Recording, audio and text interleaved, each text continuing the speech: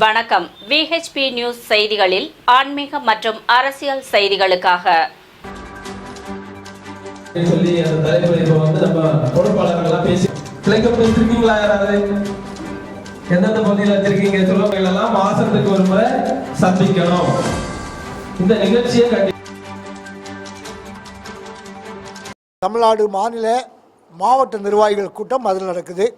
இந்து மகா சபா அதனுடைய வளர்ச்சி மக்களிடையே இந்துக்களிடையே ஒரு ஒற்றுமையை ஏற்படுத்துவதற்கான முயற்சி, இந்து ஆலயங்களை பாதுகாப்பதற்கான ஒரு முயற்சி, இந்து தர்மத்தை பாதுகாப்பதற்கான முயற்சி, சனாதன தர்மம் பாதுகாக்கப்பட வேண்டும் என்ற விழிப்புணர்வை ஏற்படுத்துவதற்கான ஒரு முயற்சி, இவற்றை மேற்கொள்வதற்கான ஒரு வேலையை இந்த மாநில மாவட்ட நிர்வாகிகள் கூட்டத்திலே கலந்துரையாடி கொண்டிருக்கின்றோம்.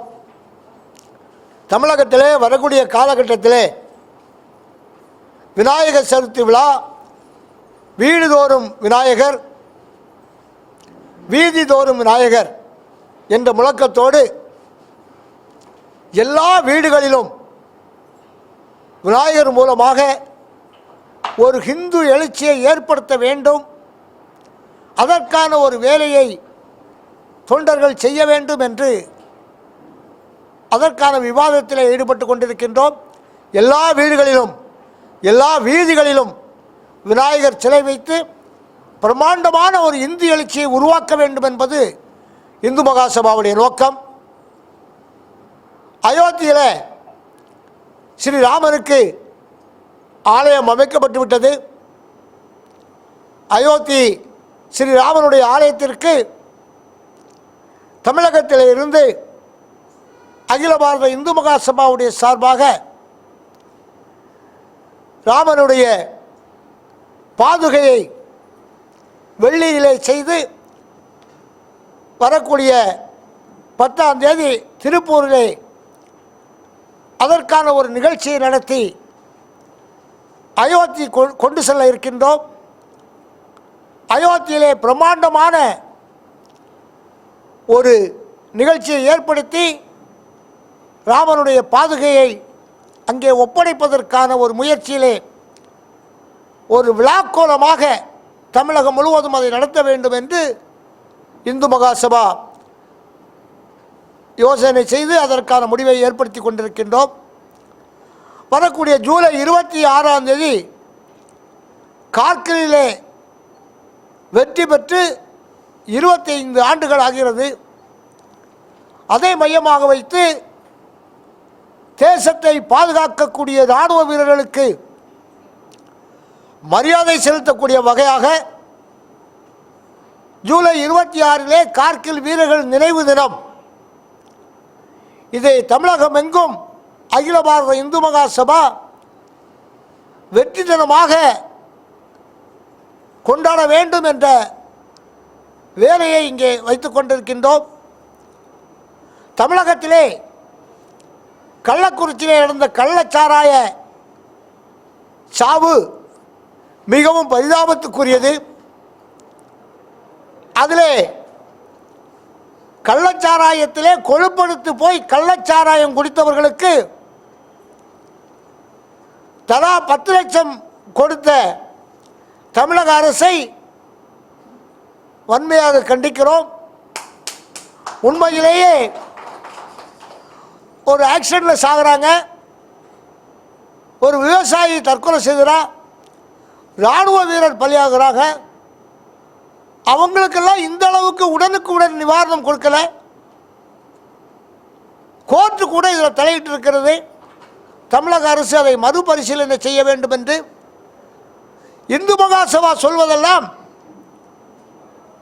அந்த கள்ளச்சாராய வியாபாரிகளுடைய சொத்துக்களை எல்லாம் பறிமுதல் செய்ய வேண்டும். இங்கே கள்ளச்சாராயம் குடித்தவர்களுக்கு உதவி செய்யக்கூடாது என்பதல்ல, அவர்களால் மிகப்பெரிய ஒரு இழப்பு ஏற்பட்டிருக்கிறது நாட்டில். ஆகையினாலே அவருடைய உரிமைகளை உடைமைகளை தமிழக அரசு பறிக்குமே ஆனால் கள்ளச்சாராயம் ஒழியும். அங்கே கள்ளச்சாராயம் அரசு நல்ல சாராய நாடு என்று சொல்லக்கூடிய அளவிலே தமிழகம் முன்னணி மாநிலமாக திகழ்ந்து கொண்டிருக்கிறது. சாராயத்தை, அந்த டாஸ்மார்க்கை படிப்படியாக குறைக்க வேண்டும், தமிழகம் மதுவில்லாத தமிழகத்தை உருவாக்க வேண்டும் என்று அகில பாரத இந்து மகாசபா தன்னுடைய ஆசையை தமிழக அரசுக்கு தெரிவித்துக் கொள்கிறது. பாராளுமன்றத்தில் வெங்கடேசன் சு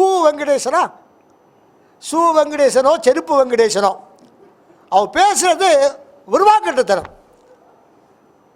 செங்கோல் என்பது தமிழர்களுடைய ஒரு பாரம்பரியம். நம்முடைய எம்ஜிஆர் ஜெயலலிதாவுக்கு ஒரு செங்கோல் கொடுக்கிறார், கருணாநிதி செங்கோல் எழுந்துகிறார், மு.க. ஸ்டாலின் செங்கோலை பிடித்து நிற்கிறார், உதயநிதி ஸ்டாலின் செங்கோலை பிடிக்கிறார். செங்கோல் என்பது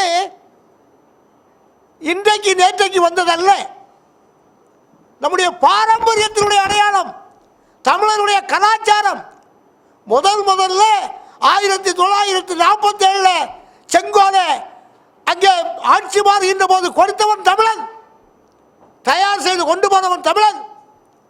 அங்கே கோளாறு பதிகம் பாடி செங்கோலை கொடுத்தார்கள் ஆட்சி மாற்றத்திலே. அத்தகைய தமிழனுடைய பெருமையை பறைசாற்றக்கூடிய செங்கோலை பாராளுமன்றத்திலே நிறுவியிருப்பதற்கு பாராட்டு தெரிவிக்காவிட்டாலும் பரவாயில்லை. இந்த சு வெங்கடேசன் ஏதோ பேச வேண்டும், எதையோ பேச வேண்டும் என்பதற்காக இப்படி பேசியது வன்மையாக கண்டனத்துக்குரியது, கண்டிக்கத்தக்கது. பாஜகவுடைய வளர்ச்சி அது கொஞ்சம் பரவாயில்ல, ஆனால் இப்போ அதில் நிறைய தேக்க நிலை இருக்கிறது. வளர்ச்சியை விட இப்போ கொஞ்சம் வீழ்ச்சியும் அங்கே வந்து கொண்டிருக்கிறது. வளர்ச்சியை சொல்றீங்க, அதே நேரத்தில் வீழ்ச்சிக்கு காரணம் என்ன? அது ஈகோ ப்ராப்ளம், உட்கட்சி பிரச்சனை, நீயா நானா என்ற பிரச்சனை. அண்ணாமலை கடுமையாக உழைக்கிறார், அண்ணாமலை தான் மட்டும் உழைக்கிறார், மற்றவர்களையும் இழைத்து உழைக்க வைக்க வேண்டும். மற்ற அத்தனை பேருமே பிஜேபி வளர வேண்டும் என்று அந்த கட்சியில் நினைப்பாங்கன்னா அத்தனை பேரும் சேர்ந்து உழைக்கணும். இது அப்படி இல்லை, எனக்கு என்ன கிடைக்கும், அண்ணாமலை இருந்தால் அண்ணாமலைக்கு தானே கிரெடிட் போகுது, அப்படி ஆங்காங்கே நண்டு கதை தான் இருக்குது. நல்ல தலைமை, ஆனால் நல்ல நிர்வாகம் இல்லை, அந்த நிர்வாக குழு சிறப்பாக செயல்படலை. அதனால தான் அந்த வளர்ச்சி இப்போ தேக்கத்தில் இருக்கிறது.